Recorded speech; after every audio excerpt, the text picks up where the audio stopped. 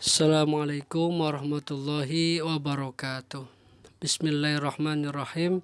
Alhamdulillahirabbil alamin wassalatu wassalamu ala asrafil anbiya'i wal mursalin sayyidina wa maulana Muhammadin wa ala alihi wa sahbihi ajma'in. Qala Allah ta'ala fil Qur'anil Karim, a'udzubillahi minasyaitonir rajim. Innasyaitona lakum adu fattakhidhuhu aduwa innama yad'u hizbahu liyakunu min ashabis sa'ir. Wa qala aidan a'udzu billahi minasyaitonir rajim, ya ayyuhalladzina amanu la tattabi'u khutuwatis syaiton wa may yattabi' khutuwatis syaiton fa innahu ya'mur bil fahsya'i wal munkar. Shadaqallahul azim. Amma ba'du. Sahabat fillah yang dirahmati Allah Subhanahu wa taala, pertama kali marilah sama-sama kita bersyukur kepada Allah dan mengucapkan alhamdulillah, karena alhamdulillah di hari yang ke-5 ini kita masih dalam keadaan sehat walafiat. Salawat dan salam semoga tercurahkan kepada Nabi kita Nabi Muhammad SAW beserta keluarganya, para sahabatnya dan para pengikutnya, semoga kita termasuk di dalamnya. Amin ya rabbal alamin. Sahabat fillah yang dirahmati Allah Subhanahu wa taala, pada kesempatan kultum yang ke-5 ini saya akan coba membahas ciri-ciri orang yang terkena gangguan. Sebelum saya membahas ciri-cirinya, saya akan bacakan ayat firman Allah dalam surat Al-Fatir, surat Fatir ayat 6. A'udzubillahi minasyaitonirrajim. Innasyaitona lakum adu. Sesungguhnya syaitan itu adalah musuhmu. Ya, fattahiduhu aduwa, maka jadikan syaitan itu sebagai musuh. Ya, innama yad'u hizbahu liyakunu min ashabis sa'ir, karena sungguh syaitan itu mengajak golongannya agar masuk ke dalam api yang menyala-nyala, itu neraka. Kemudian dalam firman yang lain, ya, surat Nur ayat 21, a'udzubillahi minasyaitonirrajim, ya ayyuhalladzina amanu, hai orang yang beriman, la tattabi khutuwatis syaiton, jangan kalian ikuti langkah-langkah syaitan.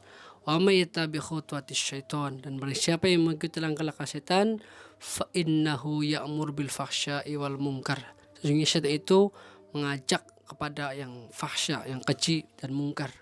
Nah, sesungguhnya syaitan adalah musuh bagi kita, bagi manusia, maka jadikan syaitan adalah sebagai musuh, jangan jadikan teman. Karena ketika kita menjadikan syaitan sebagai teman, maka kita akan dibawanya ke dalam api neraka.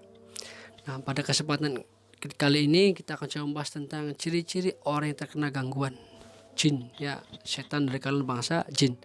Saya akan sebutkan cukup 5 saja, ya, ciri utama orang terkena gangguan jin. Yang pertama, orang terkena gangguan setan dari kalangan bangsa jin yaitu sering mengalami sakit kepala. Sering mengalami sakit kepala, terutama bagian belakang. Ini sering pegal, sering mengalami migrain, bahkan vertigo. Yang kedua, orang yang terkena gangguan jin yaitu sering marah, gampang emosi, ya, gampang marah kepada pasangan, marah kepada anak, bahkan marah kepada teman. Ya, masalah sepele mudah marah. Yang ketiga, ciri orang yang terkena gangguan jin yaitu malas ibadah. Malas ibadah.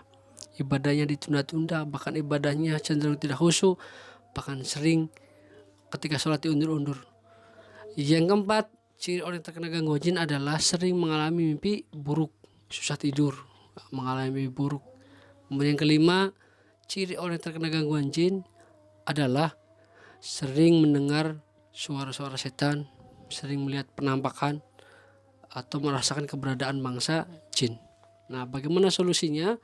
Solusinya adalah dalam Al-Quran surat Al-Isra ayat 82, Allah berfirman, a'udzubillahi minasyaitonirrajim, bismillahirrahmanirrahim, wa nunazzilu minal qur'ani ma huwa shifaa'u wa rahmatul lil mu'minin wa la yazidudz zalimina illa khasara.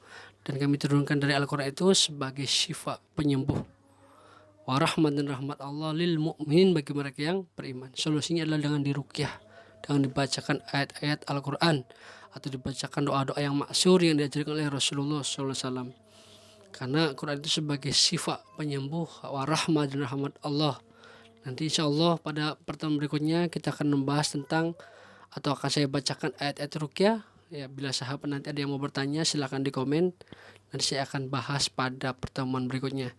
Itu saja, kurang lebih mohon maaf. Assalamualaikum warahmatullahi wabarakatuh.